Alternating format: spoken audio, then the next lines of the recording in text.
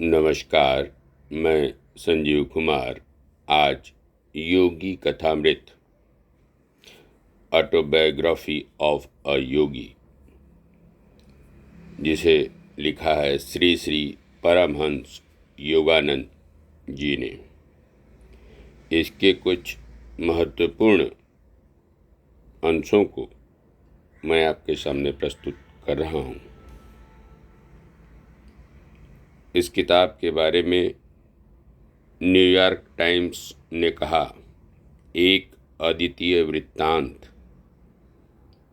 परमहंस योगानंद एक ऐसे व्यक्ति हैं जिनकी प्रेरणा विश्व के सभी कोनों में बड़ी श्रद्धापूर्वक ग्रहण की गई है। राइडर्स रिव्यू लंदन लिखते हैं, मेरा जन्म गोरखपुर में 5 जनवरी 1893 ईस्वी को हुआ था।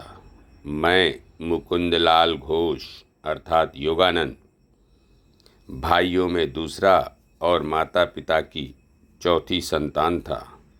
हम 8 अर्थात 4 भाई और 4 बहनें थे। 1915 संन्यास के समय नाम योगानंद और 1935 में गुरुजी ने परमहंस की उपाधि प्रदान की। मेरे माता पिता विवाह के पश्चात शीघ्र ही लाहिड़ी महाशय के शिष्य हो गए थे। स्वामी शब्द के संस्कृत मूल का अर्थ है वह जो अपने स्व अर्थात आत्मा के साथ एक हो गया है। जो पुरुष संपूर्ण कर्मों को सब प्रकार से प्रकृति के द्वारा ही किए जाते हुए देखता है और आत्मा को अकर्ता देखता है, वही यथार्थ देखता है। गीता। अपने दिमाग में जो कुछ अर्थात स्वार्थ है उसे निकाल देना, हाथ में जो कुछ है उसका मुक्त रूप से दान करना, आपत्तियों के आघात से कभी भी विचलित नहीं होना। संत अबू सईद। माया का तराजू प्रत्येक आनंद के साथ समतुल्य दुख भी तौल देता है। ज्ञान ही सबसे बड़ा परिष्कारक है। शरीर एक कपटी मित्र है, उसे उतना ही दो जितना जरूरी है, इससे अधिक नहीं। सुख दुख अल्पकालिक होते हैं। जगत के सभी द्वंद्वों को शांतिपूर्वक सहन करो और साथ ही उसके प्रभाव से परे जाने का प्रयास करते रहो। कल्पना ही वह द्वार है जिससे रोग भी प्रवेश करता है और रोग निवारण भी।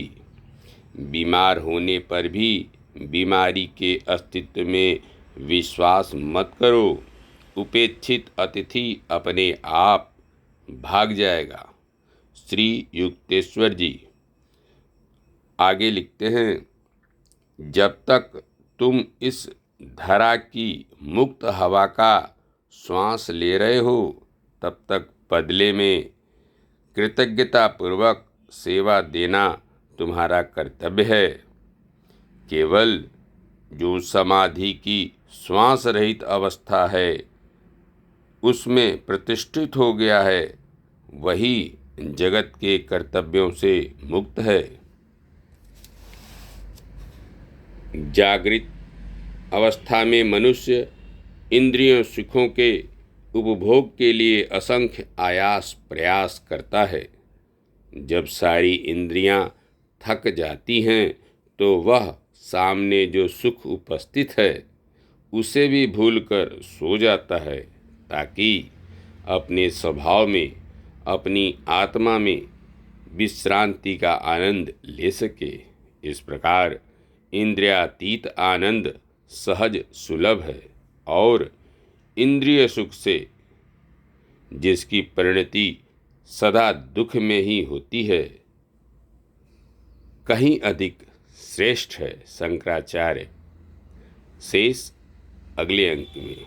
धन्यवाद, नमस्कार।